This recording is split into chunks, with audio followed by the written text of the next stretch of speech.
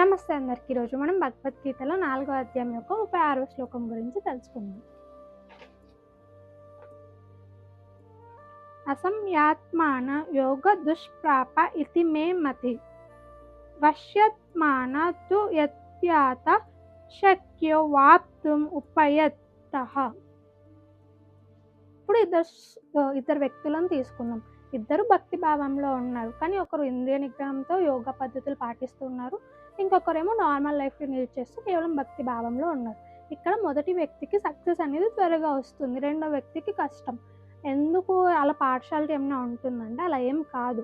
ఇక్కడ ఇంద్రియ నిగ్రహంతో ఉన్నాడు, ఇక్కడ ఇంద్రియ నిగ్రహంతో యోగా పద్ధతులు ఏం లేవు కనుక. అంటే ఇప్పుడు మనం హోమం చేసేటప్పుడు పైనుంచి నీళ్ళు పోస్తే సత్ఫలితం వస్తుందా? రాదు కదా. అదేవిధంగా నేను భగవత్ సేవ చేస్తున్నాను, నాకు ఫలితం కావాలి అంటే కాదు. అంటే అంటారు కదా, పూర్వకర్మలే మన ప్రస్తుత ఫలితాలు అని చెప్పి. అదేవిధంగా మనం ఇంద్రియ నిగ్రహంతో ఉంటూ భక్తి మార్గం వైపు అడుగేస్తేనే మన సక్సెస్ కూడా త్వరగా వస్తుంది అనేది భావం. హరే కృష్ణ.